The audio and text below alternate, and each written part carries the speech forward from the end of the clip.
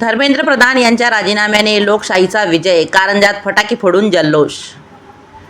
नीट परीक्षा पेपर फुटी प्रकरणी देशात 21 विद्यार्थ्यांनी आत्महत्या केल्याच्या निषेधार्थ दिल्लीतील जंतर मंतर येथे 36 दिवसापासून बेमुदत धरणे आंदोलन आणि सोनम वांगचुक यांच्या 26 दिवसांच्या अन्नत्याग आंदोलनानंतर अखेर केंद्र सरकारला झुकावे लागले. 25 जुलै 2026 रोजी शिक्षण मंत्री धर्मेंद्र प्रधान यांच्या सरकारने राजीनामा घेतला. या घटनेला बहुजन कृती समितीने लोकशाहीचा विजय असे संबोधित केले आहे.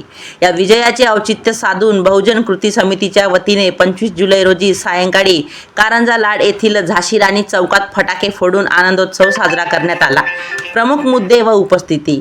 सामाजिक सलोख्याचे दर्शन. दिल्लीतील आंदोलनादरम्यान सर्व जाती धर्माच्या लोकांनी एकत्र येत अन्न औषधोपचार पुरवून राष्ट्रीय एकता व अखंडतेचे दर्शन घडवले.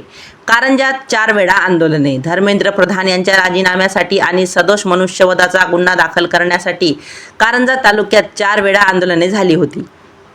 या जल्लोष कार्यक्रमास राजू अवताडे, किशोर मानकर, हंसराज शेंडे, अनिल डेरे, राजेंद्र बेलखेडे, अरविंद लाठिया, मुकुंद खडसे, राजीव शेख, दिलीप रोकडे, विनोद गणवीर, प्रकाश राठोड, धम्मपाल इंगोले, राम शेजव, विनायक पदमगिरवार, मनोज कानकिरड, प्रदीप वानखडे, विजय कडू, प्रकाश आठवले, सागर पाचपुते, फिरोज खान, आकिब मिर्झा, फैसल खान पठाण, ओमप्रकाश तापडिया यांच्यासह नागरिक मोठ्या संख्येने उपस्थित होते.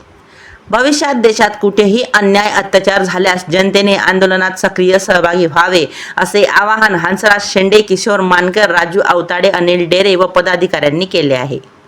Maharashtra news 24 live update.